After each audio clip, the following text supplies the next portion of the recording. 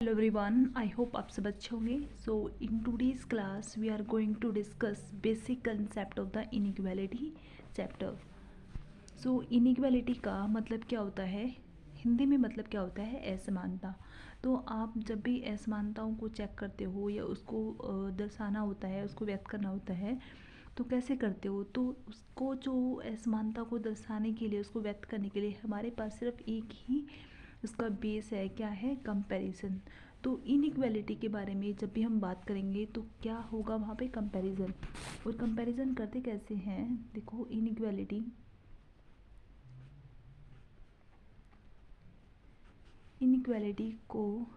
का मतलब होता है असमानता। जब भी आप इनइक्वालिटी के बारे में चेक करते हो तो वहाँ पे क्या उसका जो बेस है वो क्या रहता है? कंपैरिजन। और किसी भी चीज़ को कंपैरिजन करने के लिए हमारे पास मिनिमम टू थिंग्स होनी चाहिए, दो चीज़ें होनी चाहिए, क्योंकि आप किसी भी एक चीज़ में कंपैरिजन नहीं कर सकते। तो इसका मतलब क्या है कि there are two person A and person B. तो आप इन दोनों के बारे में, आप इनके हाइट का कंपैरिजन करना चाहते हो, तो इन दोनों के बारे में हम नहीं जानते कि इनकी हाइट क्या है। तो हमारे दिमाग में क्या क्या परसेप्शन आ सकता है ए और बी के हाइट को लेकर, कि या तो ए बी से बड़ा हो सकता है हाइट में, या फिर ए बी से छोटा हो सकता है, या फिर थर्ड कंपैरिजन क्या हो सकता है, क्या चीज़ें हो सकती हैं कि ए और बी की हाइट इक्वल भी तो हो सकती है। तो हमारे पास इनइक्वालिटी में कितने सिंबल्स निकल कर आते हैं? There are three symbols, greater, less और इक्वल। तो इन सिंबल्स को हम क्या बोलते हैं? Definite symbols. क्या बोलते हैं? Definite symbols. डेफिनेट सिंबल्स किस लिए बोलते हैं? क्योंकि इनके अंदर जो रिलेशंस होता है वो बिल्कुल डेफिनेट होता है। अगर किसी ने बोला है B is greater than C, that means यहाँ पे कन्फर्म है बी और सी के बीच में रिलेशन, कि जो बी है वो सी से बड़ा है। सिमिलरली अगर बोला है B is equal to C, that means B और सी आपस में क्या है? इक्वल है। अगर बोला है B is less than C, that means B जो है वो सी से बिल्कुल छोटा है। तो ये डेफिनेट रिलेशंस देते हैं, इसलिए हम इनको क्या बोलते हैं? डेफिनेट सिंबल्स बोलते हैं। And there are three other symbols, that is greater equal and less equal और नॉट इक्वल टू। इन सिंबल्स को हम क्या बोलते हैं? Indefinite symbols. क्या बोलते हैं? Indefinite symbols. अब इनको इनडेफिनेट सिंबल्स किस लिए बोलते हैं? देखो, सेम एग्जांपल बी और सी का उठाते हैं। अगर बोला है कि बी इज़ ग्रेटर देन और equal C, that means we are not sure कि जो बी है वो सी से ग्रेटर है या उसके इक्वल है, क्योंकि क्या बोला है? ग्रेटर और इक्वल। इसका मतलब बी जो है वो सी से बड़ा भी हो सकता है और बी और सी आपस में इक्वल भी हो सकते हैं। इसलिए हम इनको इंडेफिनेट सिंबल्स बोलते हैं, क्योंकि यहाँ पे रिलेशंस बिल्कुल भी डिफाइंड नहीं है, क्योंकि यहाँ पे पॉसिबिलिटी निकल कर आती है ग्रेटर और इक्वल की। सिमिलरली लेस देन और इक्वल का मतलब क्या है? कि या तो लेस होगा या फिर उसके इक्वल होगा। नॉट इक्वल टू का मतलब क्या है? कि इक्वल नहीं है। इक्वल नहीं है तो कौन से सिंबल बचते हैं हमारे पास? ग्रेटर और लेस। अगर चीज़ कोई इक्वल नहीं है तो इसका मतलब या तो ग्रेटर होगी या लेस होगी। तो जब भी हमारे पास आइदर और का केस होता है तो वो इनडेफिनेट सिंबल से निकल कर आता है। आइदर और का मतलब क्या होता है? आइदर का मतलब या तो ये या तो ये। सेम सेम कंडीशंस हमारे इनडेफिनेट सिंबल्स में होती है कि या तो ग्रेटर होगा या इक्वल होगा। अगर ग्रेटर इक्वल होगा तो लेस नहीं होगा, अगर लेस होगा तो ग्रेटर इक्वल होगा, अगर इक्वल नहीं होगा तो ग्रेटर होगा या फिर लेस होगा। तो ये हमारे पास बेसिक कंसेप्ट इनइक्वालिटी का, कंपैरिजंस को लेकर, डेफिनेट सिंबल्स और इनडेफिनेट सिंबल्स को लेकर।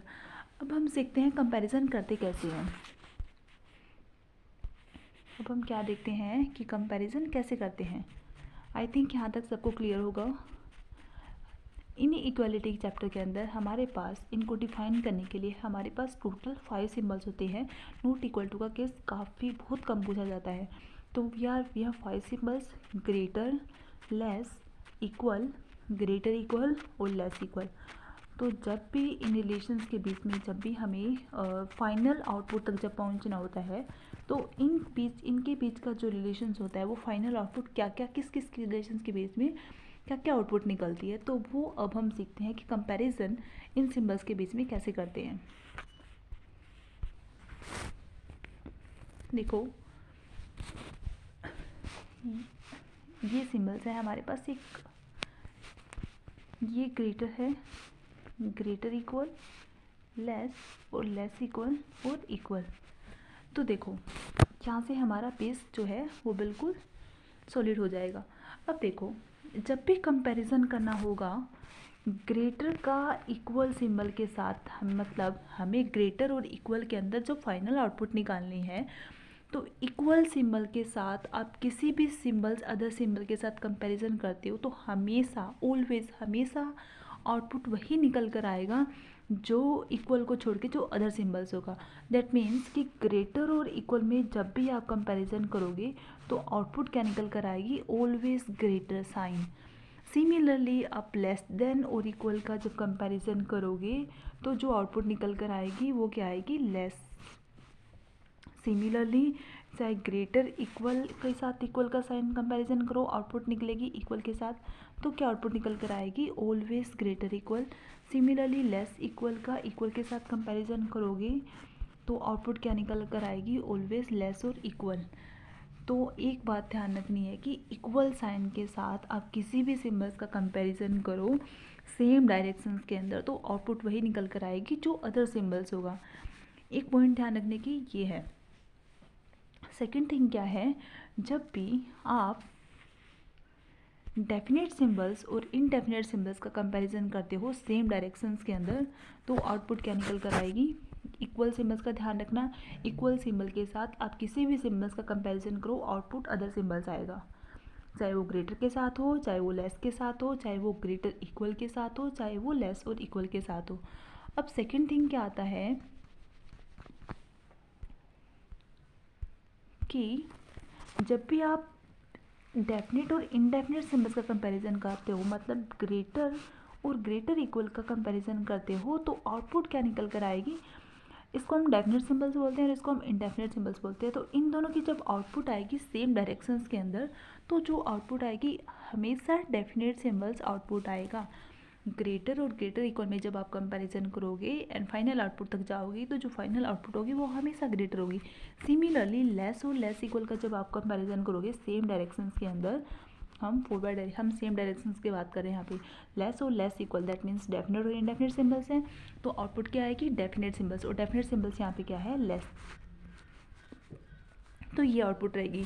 जब डेफिनेट और इनडेफिनेट सिंबल्स का कंपैरिजन करना होता है हमें तो हमेशा आउटपुट क्या निकल कर आएगी, डेफिनेट सिंबल्स। क्या निकल कर आएगा, डेफिनेट सिंबल्स। सेकंड थिंग क्या, फर्स्ट थिंग हमने क्या सीखी थी कि इक्वल सिंबल के साथ जब भी आप किसी भी साइन का कंपैरिजन करते हो तो जो आउटपुट निकल कर आती है वो इक्वल सिंबल्स को छोड़ के जो अदर सिंबल्स होता है वही आउटपुट निकल कर आती है। तो हमने दो चीज़ सीखी है, डेफिनेट सिंबल्स और इनडेफिनेट सिंबल्स, और second thing is equal sign का कंपेरिजन। थर्ड थिंग क्या आती है, थर्ड पॉइंट क्या रहता है हमारा, आई थिंक यहाँ तक सबको क्लियर है।